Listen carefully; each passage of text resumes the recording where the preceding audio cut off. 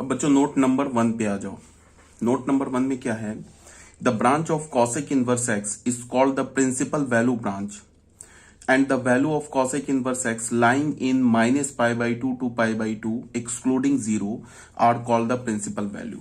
मतलब क्या है कि ये जो cosec inverse x का जो ब्रांच है ना, ये जो ब्रांच दिख रहा है ना तुम्हें, from minus infinity to minus pi by two and 1 to क्या दिख रहा है, पॉजिटिव इंफिनिटी। इस ब्रांच को हम क्या बोलते हैं? Principal value branch. ये जो ब्रांच दिख रही है ना तुम्हें, इसे हम क्या बोलते हैं? Principal value branch. ये जो हमारा ब्रांच है, this is called the principal value branch. ठीक है, ये बोला जा रहा है।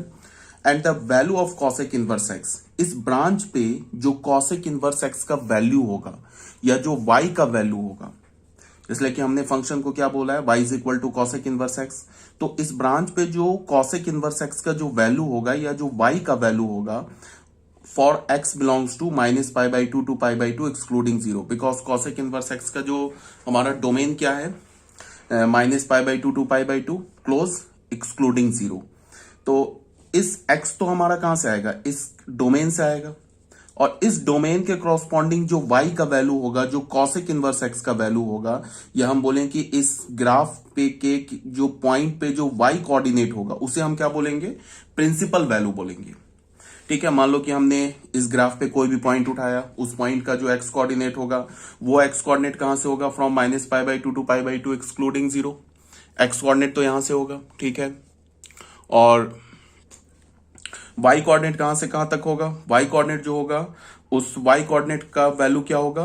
Cosec inverse x। तो उस y कोऑर्डिनेट या फिर हम बोलेंगे कॉसेक इनवर्स x के वैल्यू को क्या बोलेंगे? Principal value branch. ठीक है, ये क्लियर हो गया।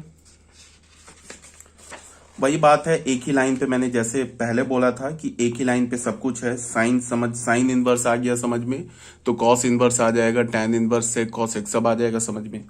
अब सबसे पहली बात यहाँ पे क्या बोला जा रहा है नोट नंबर 1 में, कि maximum value of cosec inverse x is pi by two which is attend at x is equal to 1। ये ग्राफ से ही क्लियर है कि जो कॉसेक इनवर्स एक्स जो है, इसका जो मैक्सिमम वैल्यू कहां मिलेगा? पाई बाई टू होगा। देखो यही है ना, ये कॉसेक इनवर्स एक्स का क्या मैक्सिमम वैल्यू है? पाई बाई टू। और पाई बाई टू किस पॉइंट पे मिल रहा है? एक्स इज इक्वल टू 1 पे। और कॉसेक इनवर्स एक्स का जो मिनिमम वैल्यू है वो कहां मिलेगा? माइनस पाई बाई टू पे। और माइनस पाई बाई टू किस पॉइंट पर मिल रहा है? X is equal to minus 1 पे। ठीक है, तो अगर मैं बोलूं कि कॉसेक इनवर्स एक्स का मैक्सिमम वैल्यू क्या होगा, तो तुम बोलोगे पाई बाई टू। और किस एक्स के लिए मैक्सिमम वैल्यू होगा? तो वो किसके लिए होगा? 1 के लिए। कॉसेक इनवर्स एक्स का मिनिमम वैल्यू क्या होगा? वो क्या होगा? एक्स इज ये माइनस पाई बाई टू।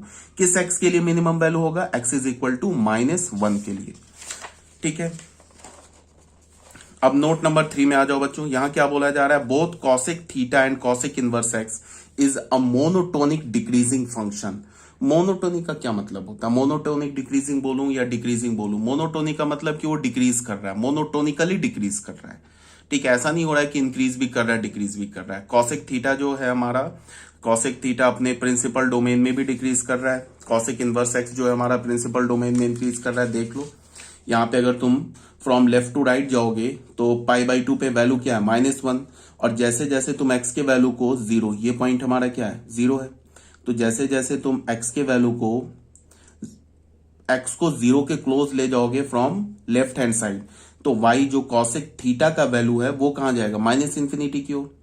ठीक है, इसका मतलब क्या हो रहा है कि जब हम लेफ्ट से राइट जा रहे हैं तो वाई डिक्रीज कर रहा है। फिर अब क्या करेंगे? जीरो पे तो नॉट डिफाइंड हो गया।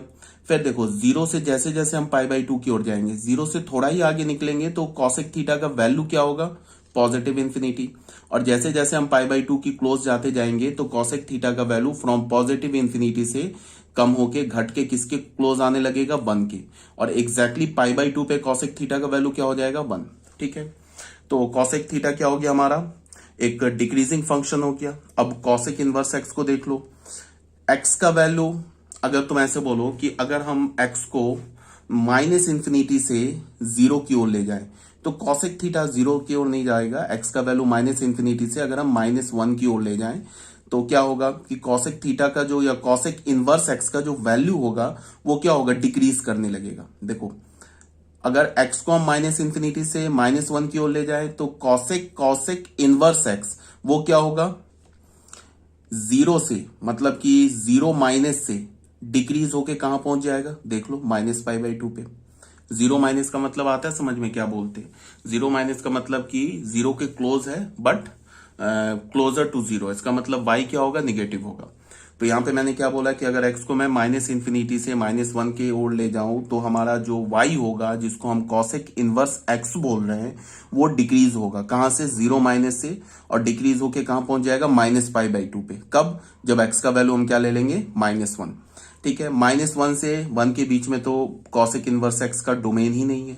ठीक है, 1 पर वैल्यू क्या होगा कॉसेक इनवर्स x का? π/2। और फिर जैसे जैसे हम x को बढ़ाते जाएंगे पॉजिटिव इंफिनिटी, तो कॉसेक इनवर्स x का वैल्यू घटने लगेगा, डिक्रीज होने लगेगा। डिक्रीज होके कहां जाने लगेगा? जीरो की ओर। कहां से? राइट हैंड साइड से। बिकॉज जो जैसे हम x को पॉजिटिव इंफिनिटी की ओर ले जाएंगे तो कॉसेक इनवर्स x की जो वैल्यू होगी वो जीरो के क्लोज तो जाएगी, बट जीरो से हमेशा ग्रेटर होगी। ये तो ग्राफ से ही क्लियर है।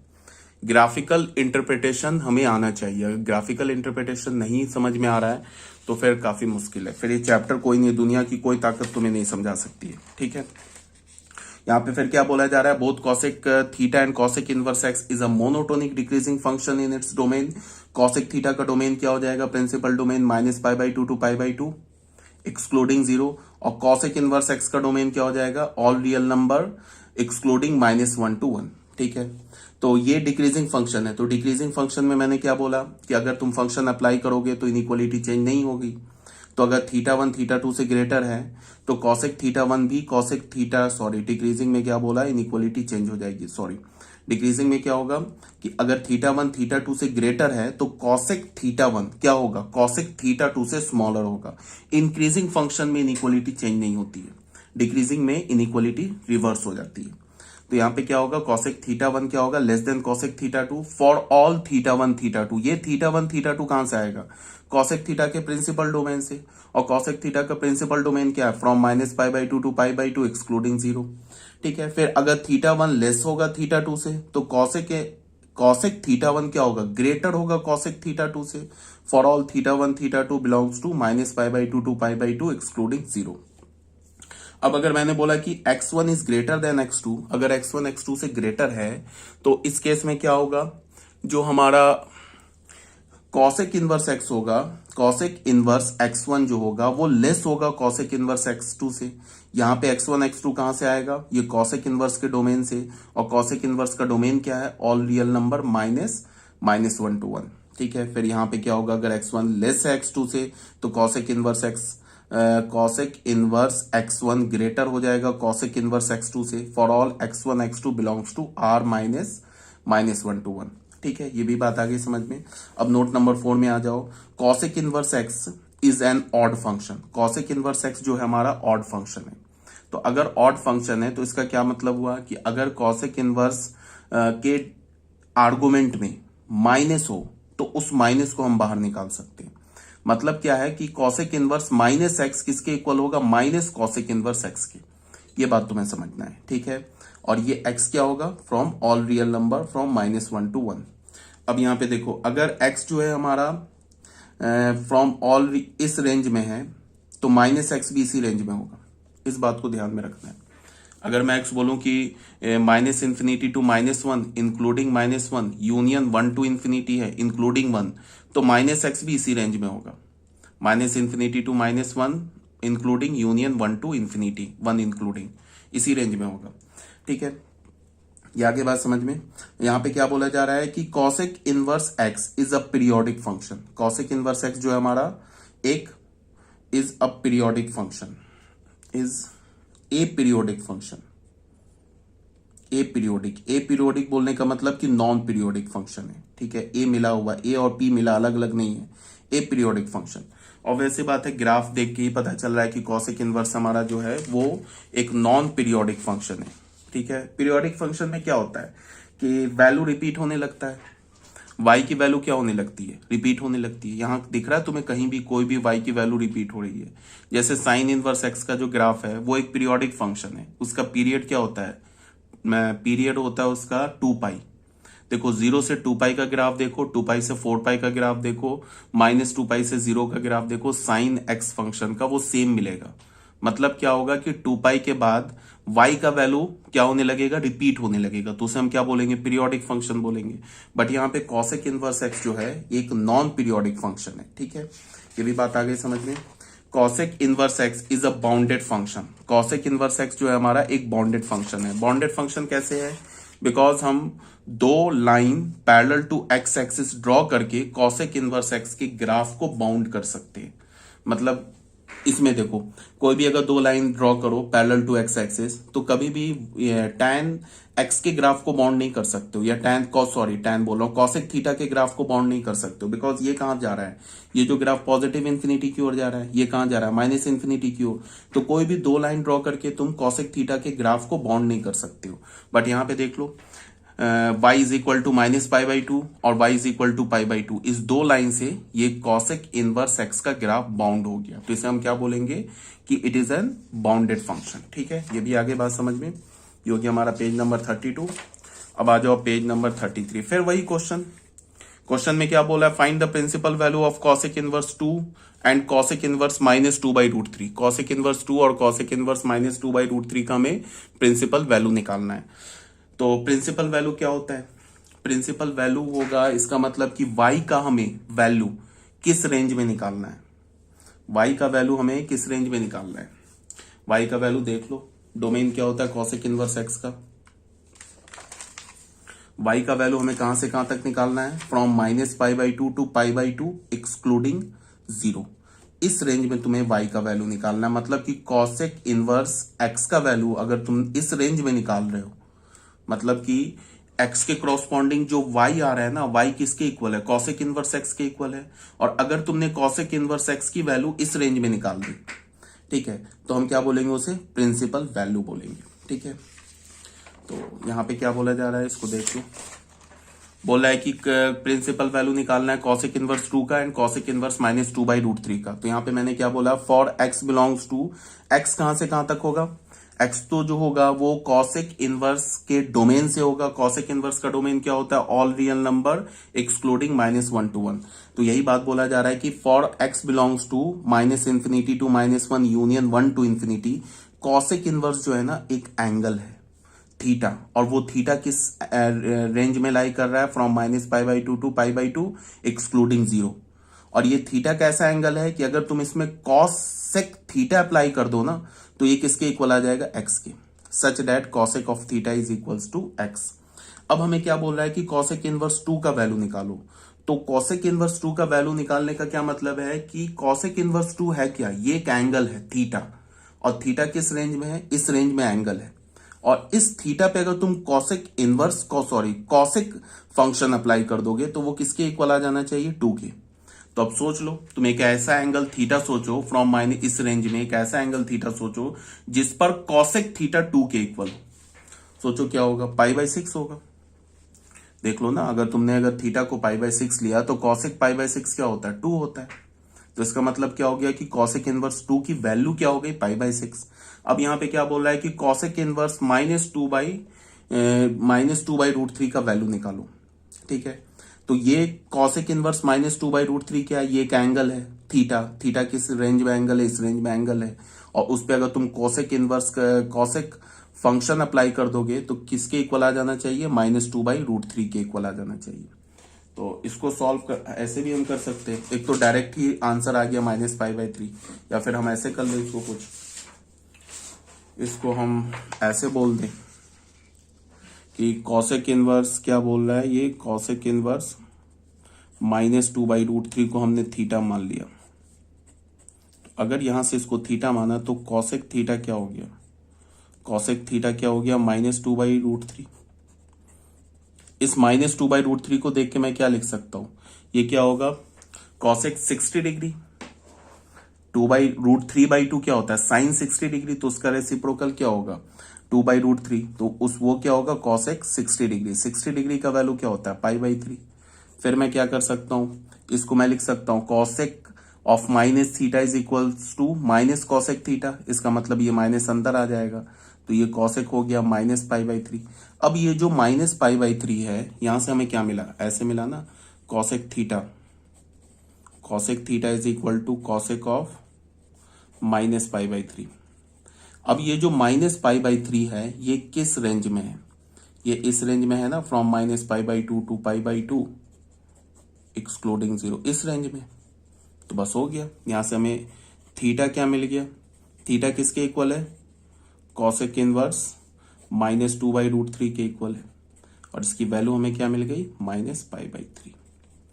ठीक है, ये तो हम डायरेक्ट ये निकाल सकते थे। ठीक है, अब क्वेश्चन नंबर 2 में क्या बोल रहा है?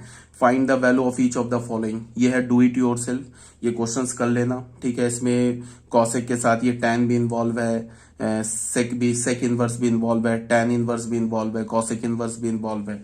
हम टैन इनवर्स और सेक इनवर्स ऑलरेडी पढ़ चुके हैं, तो इसको आप फाइंड आउट कर लेना खुद से। इसका नीचे आंसर लिखा हुआ है। अब आ जाओ, नहीं सेक इन्वॉल्व है बट अभी मैंने सेक पढ़ाया नहीं, सेक आ गया तो कोई बात नहीं है, सेक जब पढ़ लोगे उसके बाद ये क्वेश्चन कर लेना। सेक इनवर्स -2, टैन इनवर्स तो पढ़ा दिया, टैन इनवर्स फंक्शन तो ऑलरेडी इससे पहले पढ़ा दिया। अब आ जाओ inverse of second function, same वही लाइन जो अभी तक की स्टोरी चल रही थी। साइन में जो स्टोरी चली, जो कॉस में स्टोरी चली, जो टैन में कॉसेक में चली, वही सेक में चलेगी, सेम लाइन पे। तो इसमें सबसे पहले क्या है कि ये हमारे पास कॉस फंक्शन, ये सेकेंड फंक्शन का जो नेचुरल डोमेन और कोडोमेन होता है उस पर उसका ग्राफ दे रखा है। पहले इस ग्राफ को देख लो। ऑब्वियस सी बात है, ये जो ग्राफ है is a minimum into function. Sec x function का डोमेन क्या होता है? सेक एक्स फंक्शन का डोमेन होता है ऑल रियल नंबर से उस एक्स को हटाएंगे जहां कॉस एक्स 0 हो जाएगा। कॉस एक्स कहां 0 होता है? Odd multiple of π/2। तो इसका मतलब क्या? ऑल रियल नंबर से हमें पहले क्या करना है? π/2 के ऑड मल्टीपल को हटा देना है। तो ऑल रियल नंबर से जब तुमने π/2 के ऑड मल्टीपल को हटा दिया, वो सेक फंक्शन का डोमेन हो जाएगा। कोडोमेन हम क्या लेंगे? कोडोमेन लेंगे ऑल रियल नंबर। ठीक है, तो हमने एक फंक्शन डिफाइन किया। फंक्शन में क्या बोला? All real number minus the set of all x such that cos x is equal to 0 से लेके अभी जो हमने कोडोमेन लिया वो ले लिया ऑल रियल नंबर। ठीक है, तो यहां पे क्या होगा? कॉस एक्स कहां 0 होता है? Odd multiple of π/2। तो हम क्या बोलेंगे? All real number minus the set of all x such that x is equals to, ये जो एक्स है ना, यहाँ पे एक्स जो है is equals to 2n+1 π/2 where n belongs to z। यहां से लेके यहां तक ये सेक फंक्शन का डोमेन हो गया। कोडोमेन क्या हो गया इसका? All real number. ठीक है, अब ये सेकेंड फंक्शन का या सेक फंक्शन का क्या हो गया? हमारा ग्राफ हो गया। अब इस ग्राफ से ऑब्वियस सी बात है, दिख रहा है क्या कि जो हमारा सेकेंड फंक्शन है वो एक इंटो फंक्शन है। क्यों इंटो फंक्शन है? बिकॉज जो सेकेंड फंक्शन है वो 1 से लेके या फिर बोलो -1 से लेके 1 के बीच के वैल्यूज को अटेन नहीं कर रहा है। सेक एक्स का वैल्यू कभी भी -1 से 1 के बीच में नहीं हो सकता है। हाँ, -1 हो सकता है, 1 हो सकता है, बट -1 से 1 के बीच में नहीं हो सकता है। अगर मैं बोलूं कि सेक एक्स किसके इक्वल है, ये तुम्हें सेक एक्स जो है 1/2 के इक्वल है। सेक एक्स जो है 1/2 के इक्वल है, तो वहां से तुम्हें बोलूं कि एक्स की वैल्यू निकालो, तो एक्स की कोई वैल्यू नहीं मिलेगी। ठीक है, बिकॉज सेक एक्स का जो ग्राफ है या जो वाई जिसको हम बोलते हैं या सेक एक्स बोलते हैं वो -1 से 1 के बीच में नहीं है। हाँ, सेक एक्स का वैल्यू 1 हो सकता है, -1 हो सकता है, -1 से लेस नंबर हो सकता है, -1 से ग्रेटर नंबर हो सकता है, बट -1 और 1 के बीच में सेक एक्स कभी नहीं हो सकता है। फिर दूसरी बात क्या है कि ये हो गया क्या हमारा, इसका मतलब कि रेंज जो है वो कोडोमेन के इक्वल नहीं है। फिर दूसरी बात क्या है कि ये मेनी वन फंक्शन, ये तो साफ साफ दिख रहा है। एक तो क्या है कि तुम एक लाइन ड्रॉ कर लो parallel to x axis, graph को क्या करेगा? इनफाइनाइट पॉइंट पे कट करेगा, तो हो गया मेनी वन फंक्शन।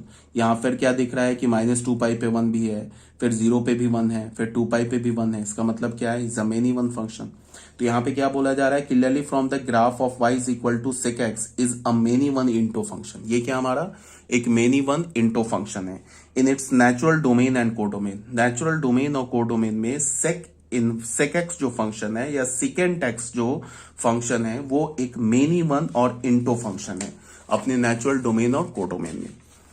फिर वही बात है, यहां पे तुम देख लो, अगर तुमने सेकेंड फंक्शन के डोमेन को -2π से लेके -π तक रिस्ट्रिक्ट किया, तो देख लो ये हमारा -2π से लेके -π तक रिस्ट्रिक्ट किया, तो सेकेंड फंक्शन जो है वो क्या हो जाएगा? इंक्रीजिंग फंक्शन हो जाएगा।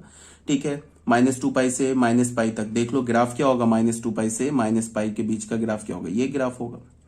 यही ग्राफ होगा ना। तो ये क्या हो गया, इंक्रीजिंग फंक्शन हो जाएगा। इंक्रीजिंग होने का क्या मतलब है, स्ट्रिक्टली इंक्रीजिंग का क्या मतलब है, ये क्या हो गया हमारा 1 1 फंक्शन। और अगर तुमने -2 से पाई रिस्ट्रिक्ट किया है तो फिर जो y की वैल्यू है वो किसके इक्वल हो जाएगी, कोडोमेन के, या फिर रेंज के इक्वल हो जाएगी। देख लो, -2 से -पाई के बीच में y जो है ये -इंफिनिटी से लेके -1 और पॉजिटिव इंफिनिटी से 1, सारे वैल्यूज को अटेन कर लिया y। इसका मतलब क्या है कि अगर तुमने सेकेंड फंक्शन के डोमेन को -2 से -पाई रिस्ट्रिक्ट किया एक्सक्लूडिंग 3π/2, 3π/2 को छोड़ के, तो हमारा जो सेकेंड फंक्शन है वो एक बाइजेक्टिव फंक्शन हो जाएगा। और अगर ये बाइजेक्टिव फंक्शन हो गया तो फिर इन्वर्टेबल फंक्शन हो जाएगा। ठीक है, अब अगर तुम सेकेंड फंक्शन के कर्व को या ग्राफ को, या फिर तुम ऐसे बोलो सेकेंड फंक्शन के डोमेन को -पाई से लेके 0 तक रिस्ट्रिक्ट करोगे तो भी कोई प्रॉब्लम नहीं है। तो भी यहाँ पे ग्राफ से साफ साफ दिख रहा है कि ये हमारा क्या है, डिक्रीजिंग फंक्शन है, -पाई से लेके 0 तक एक्सक्लूडिंग -π/2। तो डिक्रीजिंग है तो 1 1 हो गया। फिर अगर x का वैल्यू -पाई से 0 के बीच में है, या इंक्लूडिंग ये -पाई से 0 के बीच में है, तो सेक फंक्शन जो है वो रेंज के हर एक वैल्यू को ले लेगा। ठीक है, π/2 तो हो नहीं सकता x, बिकॉज π/2 पे डिफाइन नहीं है। तो देख लो, -पाई पर क्या वैल्यू, -1, और -पाई से अगर तुम आगे बढ़ोगे लेस देन -π/2, तो सेकेंड एक्स जो है या सेक एक्स फंक्शन जो है वो कहां पहुंच जाएगा, -इंफिनिटी। -π/2 पे डिफाइन नहीं होगा। जैसे ही -π/2 से बाहर निकलोगे तो सेक एक्स फंक्शन की वैल्यू कहां होगी, पॉजिटिव इंफिनिटी। और जैसे जैसे तुम 0 की ओर अप्रोच करने लगोगे तो सेकेंड फंक्शन का वैल्यू डिक्रीज होते होते एग्जैक्टली जब तुम एक्स का वैल्यू 0 रखोगे तो सेक एक्स का वैल्यू 1 हो जाएगा। ठीक है, तो यहां भी अगर हमने डोमेन को -पाई से 0 एक्सक्लूडिंग -π/2 रिस्ट्रिक्ट किया तो भी जो हमारा सेकेंड फंक्शन है या सेक एक्स फंक्शन है वो क्या हो जाएगा, बाइजेक्टिव हो जाएगा। तो बाइजेक्टिव होने का क्या मतलब है, अगेन इन्वर्टेबल फंक्शन हो जाएगा। अगर तुमने डोमेन को 0 to पाई एक्सक्लूडिंग π/2 रिस्ट्रिक्ट किया, अगेन बाइजेक्टिव हो जाएगा। अगर तुमने डोमेन को पाई से लेके 2 पाई तक रिस्ट्रिक्ट किया एक्सक्लूडिंग 3π/2, तो अगेन बाइजेक्टिव फंक्शन हो जाएगा। ये बात आ रही है समझ में। तो यही बात बोला जा रहा है यहाँ पे कि अगर हमने जो हमारा सेकेंड एक्स फंक्शन है इसके डोमेन को -2 से लेके -पाई तक रिस्ट्रिक्ट किया एक्सक्लूडिंग -3π/2, और हमने क्या किया, कोर डोमेन को उसके रेंज से रिप्लेस कर दिया, तो ये जो हमारा सेक एक्स फंक्शन एक बाइजेक्टिव फंक्शन हो जाएगा। ठीक है, तो बाइजेक्टिव होगा तो इन्वर्टेबल होगा। फिर अगर हमने डोमेन को -पाई से 0 रिस्ट्रिक्ट किया, मतलब क्या है कि -पाई से 0 रिस्ट्रिक्ट किया एक्सक्लूडिंग -π/2, तो और कोडोमेन को किससे रिप्लेस कर दिया, रेंज से, तो फिर जो हमारा सेकेंड एक्स फंक्शन हो जाएगा अगेन बाइजेक्टिव फंक्शन हो जाएगा। तो ऐसे कितने इंटरवल्स मिलेंगे जिसमें सेकेंड एक्स फंक्शन बाइजेक्टिव हो जाएगा, इनफाइनाइट इंटरवल्स मिलेंगे। ठीक है, अब यहां पे हम क्या करेंगे कि अब हमने ये किया कि अब हमने एक इंटरवल ले लिया, उस इनफाइनाइट इंटरवल को हम ऐसे जनरल फॉर्म में ऐसे लिख सकते हैं, n π, n π + पाई। ठीक है, ये किसे रिप्रेजेंट कर रहा है, इनफाइनाइट इंटरवल को। इस इंटरवल में कोई भी एक इंटरवल उठा लो, मतलब डोमेन का कोई भी एक सेट ले लो इस इंटरवल से, उस इंटरवल पे जो हमारा सेकेंड एक्स फंक्शन है वो इन्वर्टेबल होगा, मींस बाइजेक्टिव होगा। ठीक है, माइनस क्या है, ये माइनस है, ये minus, this is not arrow, this is minus. Minus क्या करना हमें, 2n + 1π/2, ये इंटरवल है हमारा। देखो ये जो है ना हमारा इंटरवल है, इस इंटरवल की बात कर रहे हैं, सॉरी, इस इंटरवल की बात कर रहे हैं हम लोग। ये जो इंटरवल है ना, ये इंटरवल की बात कर रहे हैं। कैसे, तुम देख लो, अगर तुमने n का वैल्यू 0 लिया तो n का वैल्यू 0 लोगे तो क्या मिलेगा, 0 to पाई, यहां 0 डालोगे तो एक्सक्लूडिंग π/2। देख लो 0 to पाई, देख लो 0 to पाई एक्सक्लूडिंग π/2 आ जाएगा। ठीक है, अगर तुमने n का वैल्यू 1 लिया तो यहां पे क्या मिलेगा, π to 2 पाई एक्सक्लूडिंग 3π/2। तो देख लो π to 2 pi, π to 2 pi excluding 3π/2। तो ये एक्चुअल में क्या कर रहा है कि उस इनफाइनाइट इंटरवल्स को रिप्रेजेंट कर रहा है जिसमें सेकेंड एक्स फंक्शन इन्वर्टेबल है, और जो कोर डोमेन है उसको हमने ऑलरेडी रेंज से रिप्लेस कर रखा है, तो फंक्शन ऑनटो भी है, तो फंक्शन क्या हो जाएगा हमारा, एक बाइजेक्टिव फंक्शन हो जाएगा। ठीक है, बट यहां पे बोला क्या जा रहा है कि ये जो हमने डोमेन लिया है ना 0 to पाई एक्सक्लूडिंग π/2, इसे हमने क्या बोला, प्रिंसिपल डोमेन बोला। किसका, सेक एक्स फंक्शन का प्रिंसिपल डोमेन बोला। इसी डोमेन पर अब हम sec x फंक्शन को इन्वर्टेबल बनाएंगे। अब ये फिर इस पे मैंने कई बार बोल दिया है, कोई बोलेगा कि यही क्यों लिया, ये वाला क्यों नहीं लिया, तो इसके पीछे का लॉजिक मैंने कई बार बता दिया। लेना तो कुछ था ही, हमने ये ले लिया, आगे प्रॉपर्टी में आसानी होगी। ठीक है, तो हमने क्या बोला कि अगर हमने सेक फंक्शन के डोमेन को 0 to पाई रिस्ट्रिक्ट किया एक्सक्लूडिंग पाई बाई 2, तो ये जो हमारा फंक्शन होगा क्या हो जाएगा, एक बाइजेक्टिव फंक्शन हो जाएगा। ठीक है, यार ये बात समझ में, तो यहां पे क्लियर है। तो sec x इन्वर्टेबल हो जाएगा, प्रिंसिपल डोमेन हो गया तो इन्वर्टेबल हो जाएगा, फिर बाइजेक्टिव फंक्शन हो जाएगा।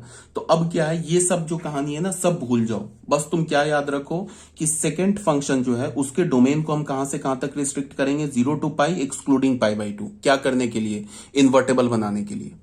ठीक है, तो अब हमने फंक्शन फाइनली क्या बोला कि एक हमने फंक्शन ले लिया f, जिसका डोमेन क्या बोला 0 to pi excluding pi by 2, codomain क्या बोला all real number except -1 to 1, function हमने क्या बोला sec x for all x belongs to 0 to pi excluding pi by 2।